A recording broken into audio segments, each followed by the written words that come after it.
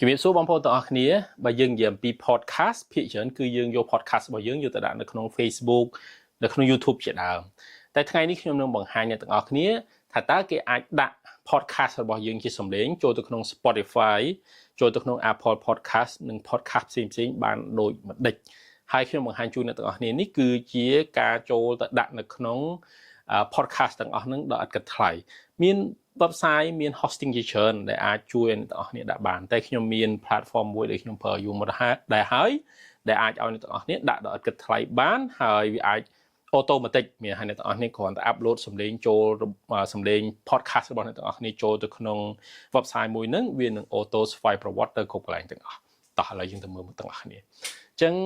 platform ដែលអ្នកទាំងអស់គ្នាត្រូវដឹងហ្នឹងគឺឈ្មោះថា RSS មួយនេះបាទមួយនេះមើលឃើញទេចឹង OS ហ្នឹងគឺអ្នកនរគ្នាត្រូវ sign up អញ្ចឹងខ្ញុំនឹងបង្ហាញអំពីនីតិវិធី sign up បន្តិចទៀតណា Alright អញ្ចឹងយើង sign up មកខ្ញុំ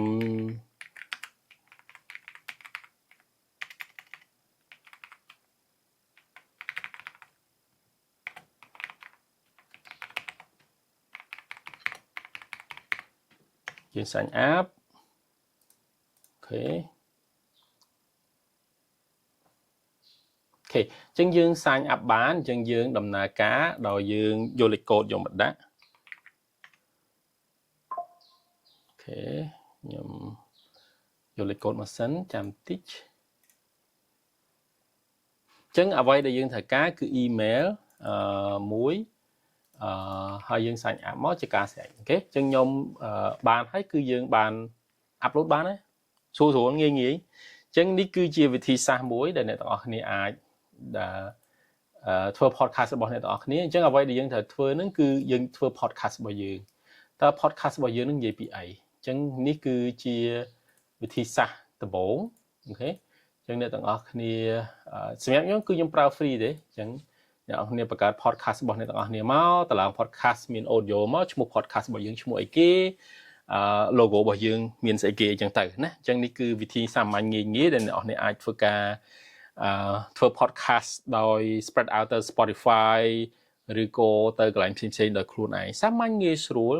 free ខ្ញុំបានយកមកដាក់នៅក្នុង podcast របស់ខ្ញុំទៅទាំងអស់ដូចអ្នកនរគ្នាបានឃើញអញ្ចឹងខ្ញុំយកមកដាក់នៅក្នុង website ខ្ញុំទៀតឥឡូវយើងមកមើល website របស់ខ្ញុំអូខេអញ្ចឹងក្នុង website របស់ខ្ញុំវិញក្នុង website របស់ខ្ញុំគឺខ្ញុំដាក់ podcast ហ្នឹងចូលអូខេនេះអូខេអញ្ចឹង YouTubeយើងមើលឃើញអត់ទេបន្ទាប់មកមាន Spotify អូខេមាន Spotify ហើយមាន Apple Podcast មាន Amazon Music អីជាដើមមុននេះមិញខ្ញុំប្រាប់ពីការតឡើង podcast ហើយមែនទេអញ្ចឹងខ្ញុំមាន podcast មួយមានឈ្មោះថា podcast អញ្ចឹងនេះគេមានកន្លែង analyze មើលឃើញកន្លែង analyze បន្ទាប់មកគេមាន distributor នេះអញ្ចឹងពេលដែលអ្នកទាំងអស់គ្នាចុចលើ distributor នេះហើយវានឹងចេញផ្ទាំងនេះមកអញ្ចឹងត្រូវប្រកាសថាអ្នកទាំងអស់គ្នាបានធ្វើការ activate នេះចុចលើពាក្យថា activate ឬក៏ active នេះមកវានឹងដំណើរការអញ្ចឹងក្នុងនេះមាន Spotify មាន Apple Podcast ពេលដែលយើង activate កន្លែងនេះអ្នកទាំងអស់គ្នាត្រូវចាំអ្នកទាំងអស់គ្នាត្រូវធ្វើដំណើរការមួយចំនួនដូចជាការ sign up មួយអញ្ចឹងដូចគ្នាដែរអញ្ចឹងចង់ឲ្យវា activate នៅកន្លែងណាអ្នកទាំងអស់គ្នាបើកដំណើរការមួយទៅដូចខ្ញុំបើកដំណើរការ listing note នេះមួយវា progress យូរហើយវាអត់ដើរទេហើយខ្ញុំក៏ដែរស្គាល់ដែរអញ្ចឹងខ្ញុំអត់សូវខ្វល់ទេខ្ញុំខ្វល់តែរឿង podcast Spotify អញ្ចឹងយើងចុចមើលមកយើងចុចលើវាមកវានឹងចេញ branding មកឲ្យយើងឃើញទេអញ្ចឹងនេះមាន episode មានអីហោហាអញ្ចឹងយើងគ្រាន់តែ upload ចូលទៅក្នុង podcast នេះមួយជាការស្រេចវា automatic ចេញទៅ Apple Podcast និង Spotify ពីរនឹងសំខាន់ជាងគេសម្រាប់ខ្ញុំអញ្ចឹងយើងទៅមើល Spotify វាចេញមិនអូខេអញ្ចឹងនេះ Spotify គេអញ្ចឹងចេញមកឋានឃើញទេមាន podcast របស់យើងមាន about យើងលុយ Alright អញ្ចឹងអ្នកទាំងអស់គ្នាក៏អាចធ្វើអញ្ចឹងបានដូចគ្នាដែរសាកល្បង set up account ដាក់ឈ្មោះ podcast upload ជាការស្រេចខ្ញុំធ្វើពីរខ្ញុំ upload ចូលទៅក្នុងFacebook មួយហើយខ្ញុំ upload ចូលទៅក្នុង podcast នឹងមួយដោយសារតែពីរនឹងវា work វាដំណើរការខុសគ្នាអញ្ចឹងអ្នកនរគ្នាអាចសាកល្បងបានអរគុណច្រើន